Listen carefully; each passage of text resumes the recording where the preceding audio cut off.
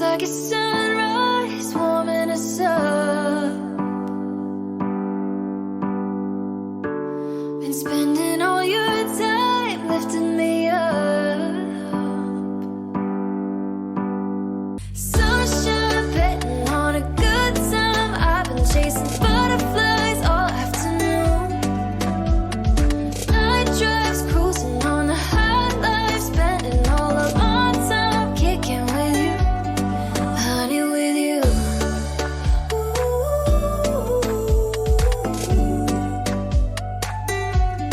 Honey, with you.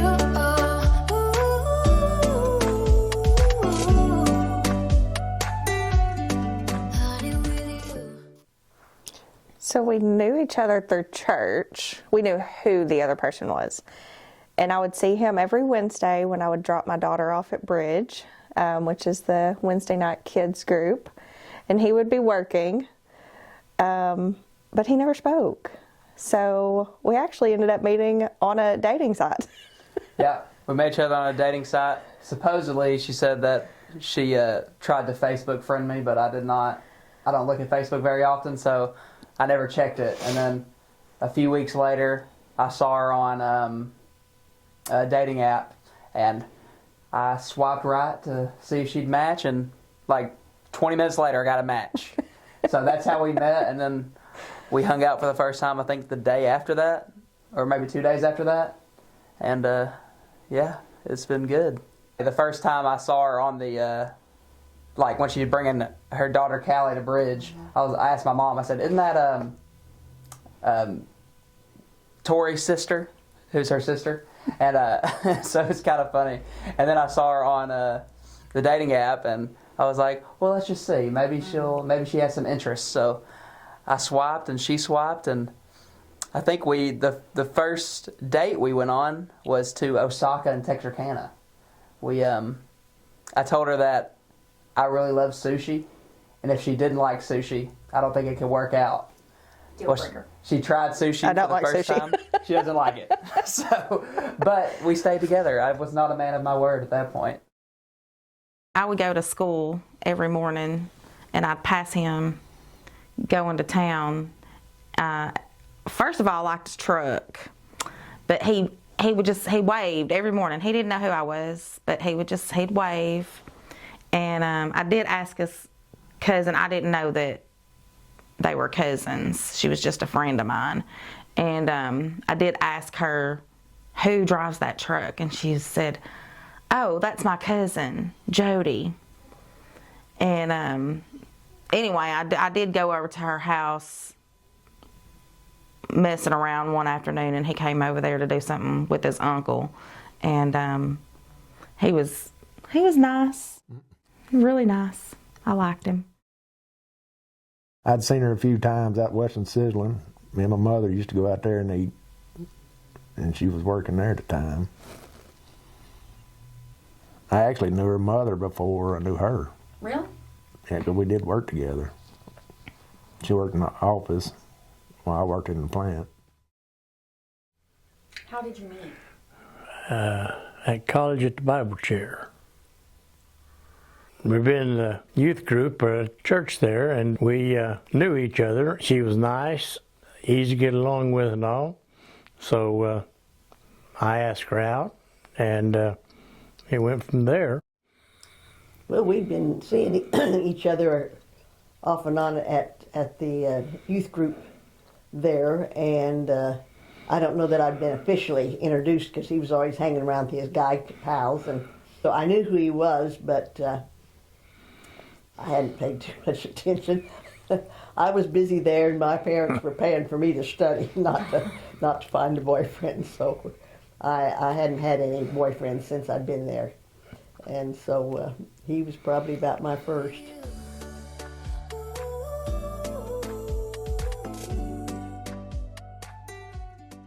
It was kind of backwards.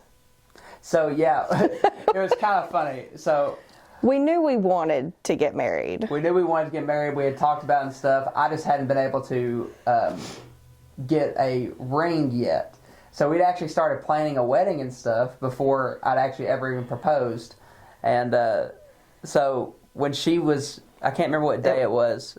It was in March 16th? Yeah, March 16th.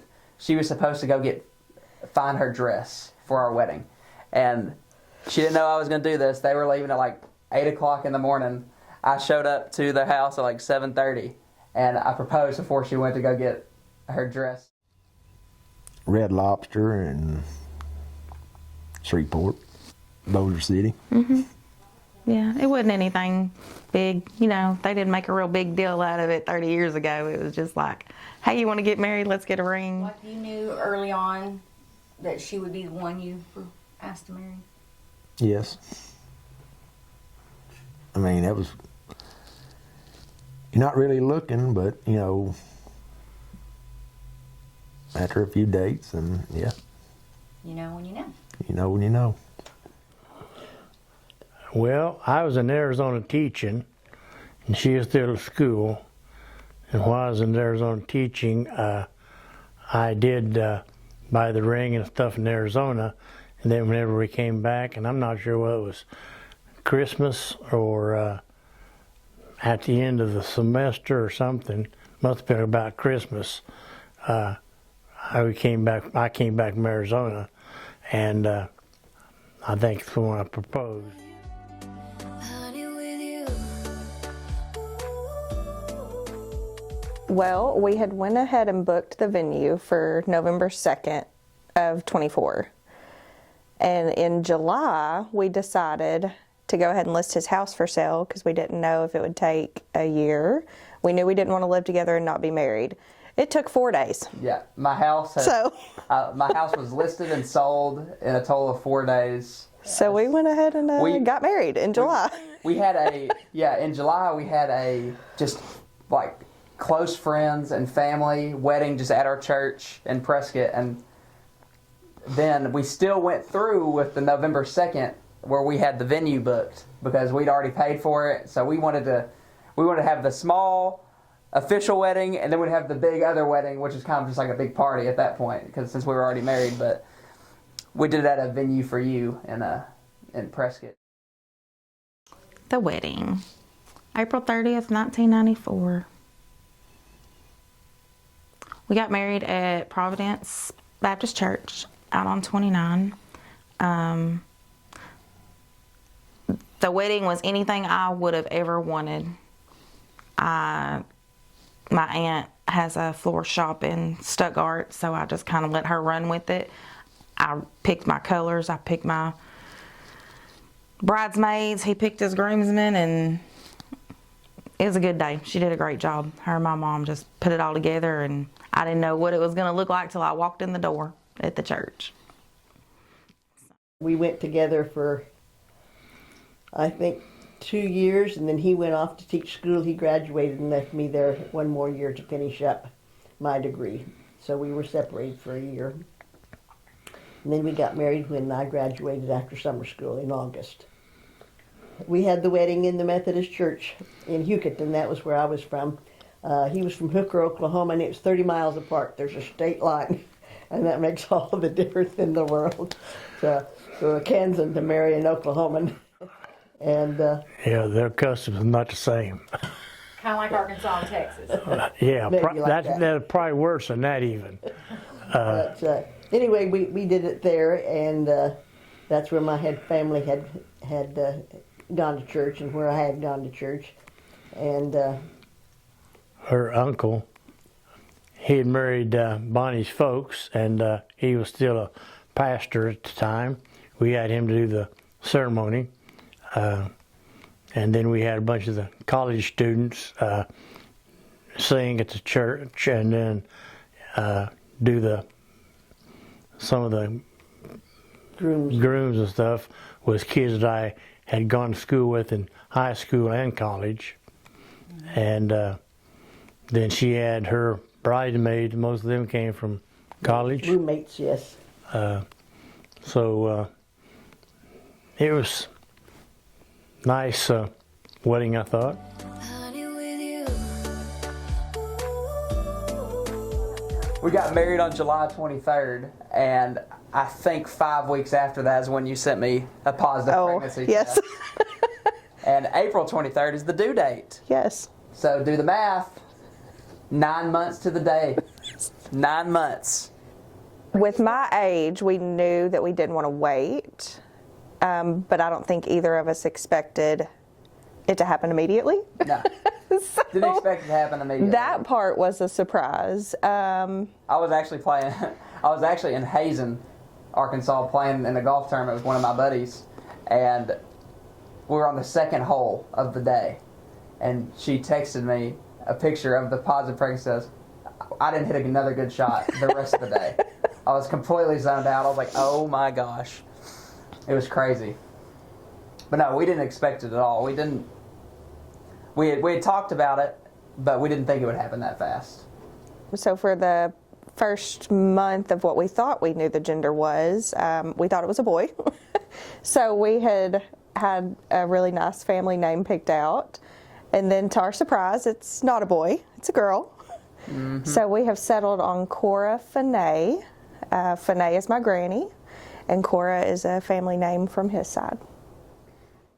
Well, it's been kind of a crazy experience for me, just because I went from I was living by myself in a house to now I'm married and I live with Holly, and she has a daughter, so I have a stepdaughter, and so where I used to be able to make all the decisions about everything, now it's either she has a thought she wants us to do, or if I don't agree with her, then I'm getting 2-on-1 by her and her daughter. I'm like, oh my gosh. She just turned 9, and her name is Callie.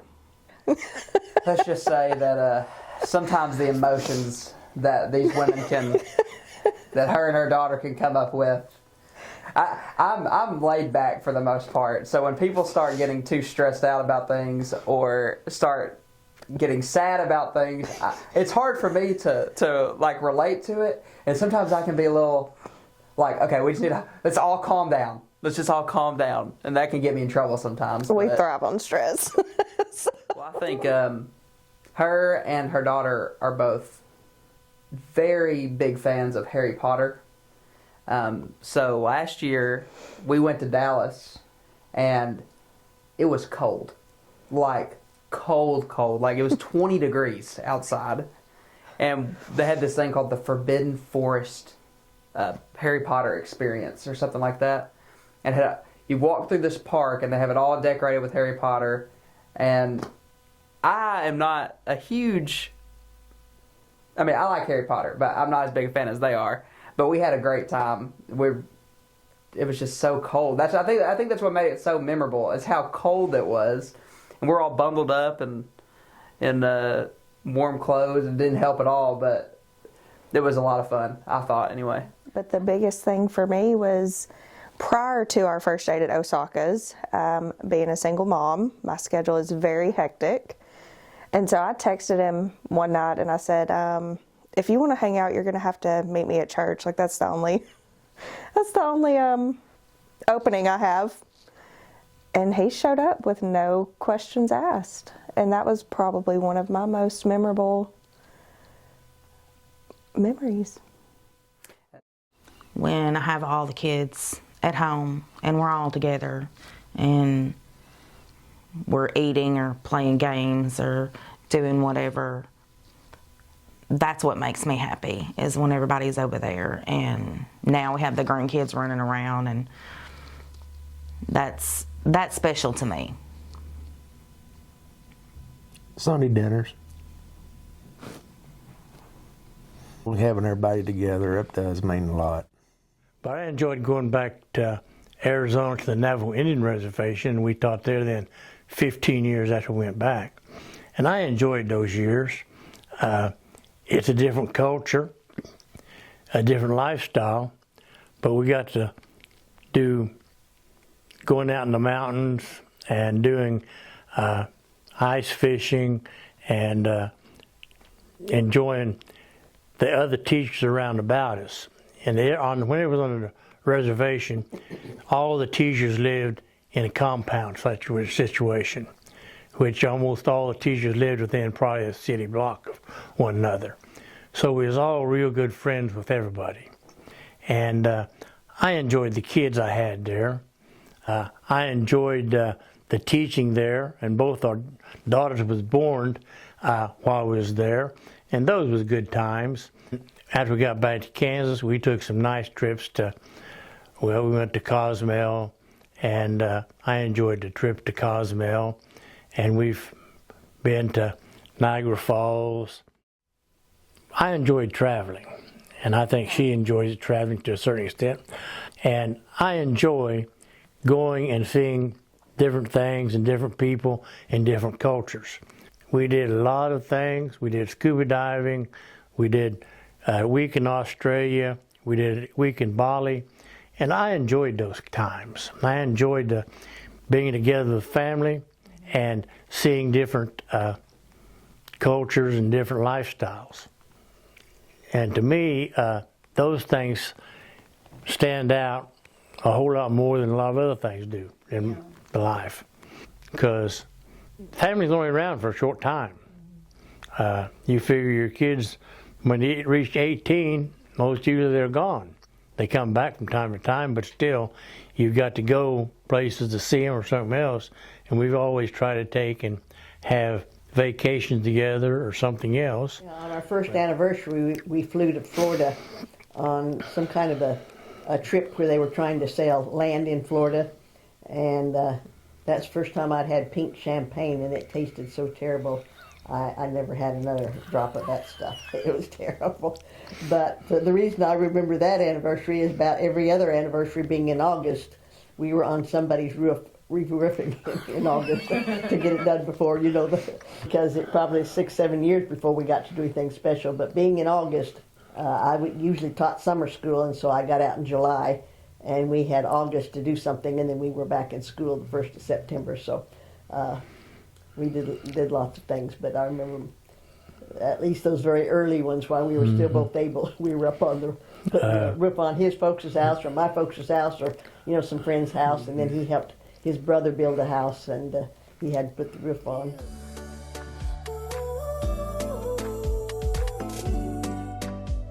We're polar opposites. Like I said, I thrive on stress. I'm a very anxious person. And he is the exact opposite. Nothing stresses him out. And it's like he knows what I need to calm me down before I even know. Very forgiving. Very forgiving. Bless his soul.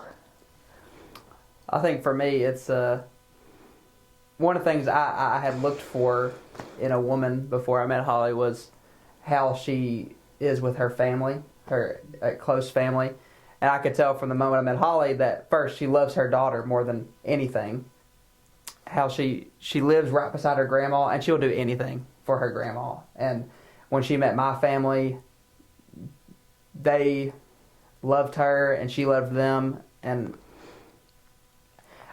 one thing that makes a relationship successful to me is not just relationship between each other, but relationship between you and your spouse's families.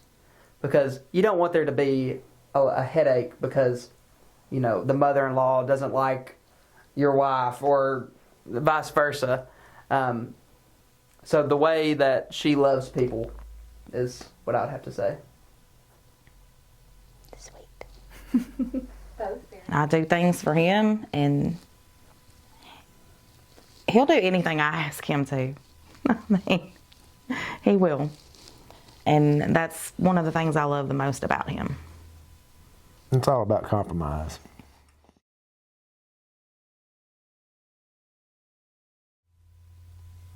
She can cook like my mama. No. We get along good. We do have our quarrels, and we'll agitate each other sometimes, but, you know, being able to compromise on stuff. Make a good team. Yes. But I feel so blessed because of all the good stuff he can do for my house. You know, all the things he's built for me. That was the first thing before we were married. He put a cedar chest he'd made in the back of a two-door hard top. and we liked to never got the cedar chest out of the back seat for me to have as a hope chest before we got married. But so that was the first thing he made for me, was a great big cedar chest about like this. Just all the crafts he does. I have beautiful stained glass windows he does. I get to have a pen whenever he makes a pen on the turner, on the lathe. You know, he'll make one for me out of red. And he always, you know, we get to keep the first one of whatever he makes, and then he makes 10 more, you know, so or is that whatever. his love language, making me crafts, you think? That's how he expresses? I think so. I didn't know what kind of woodworker he was when we got married. I knew he was in the shop classes, and as an elementary teacher, I had to go over and had one shop class, and we had to make a picture frame for a copper tooling picture, and he was the one that came and helped me get my mitered corners just right on my frame. That the experienced guys in there came and helped us ladies, you know, with our project there, and he took and cut mine and got them just real nice and square like they're supposed to be. So I knew he was handy, and I've appreciated that. Well, she's real handy as far as keeping the house real nice and all, and she has been a good helper all the way through life. She's mellowed out quite a little bit. She's not quite as flighty as she was when we first got married. I was kind of naive. Even Green, he loved to tell me things that weren't true.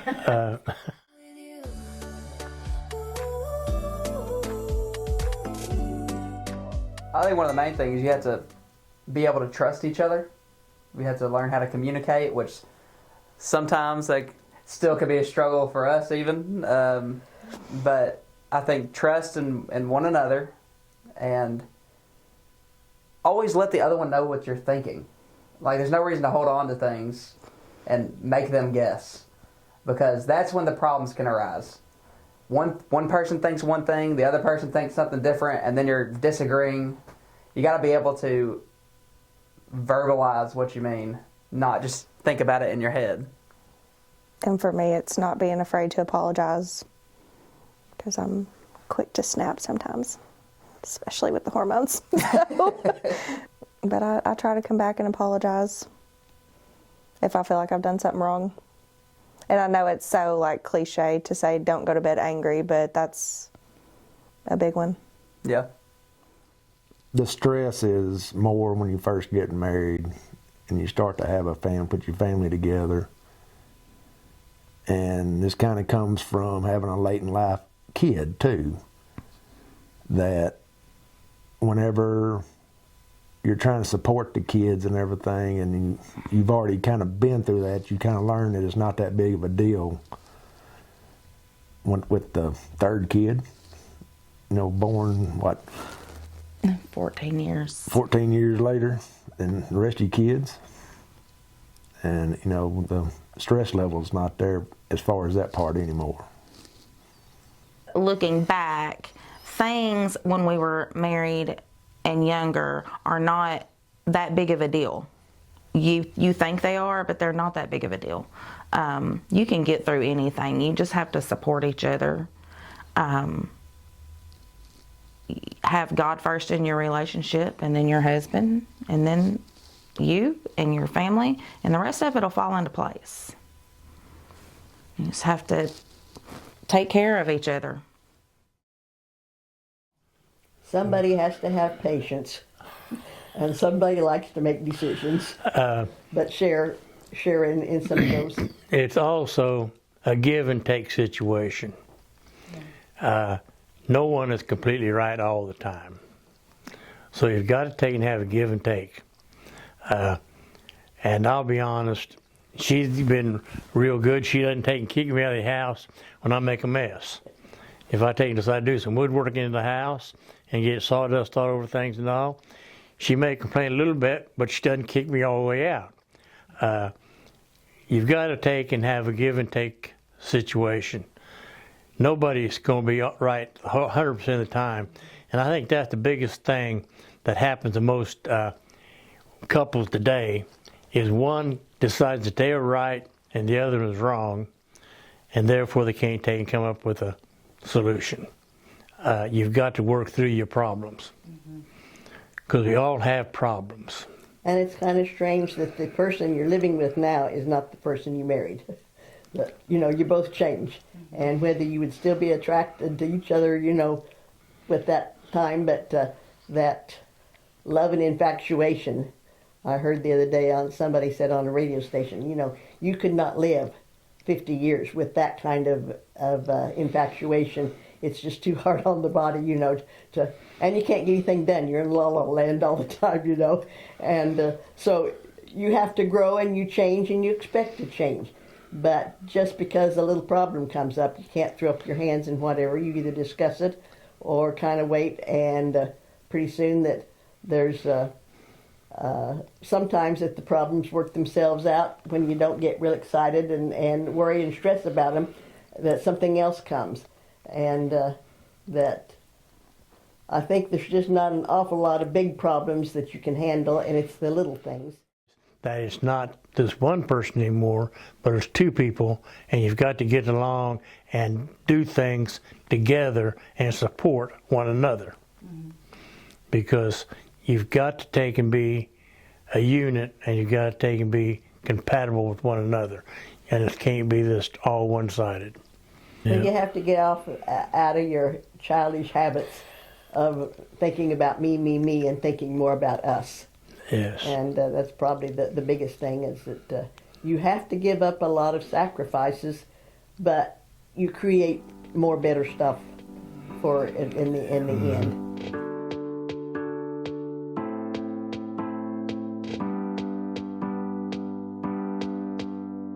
You know the John Denver song Country Roads?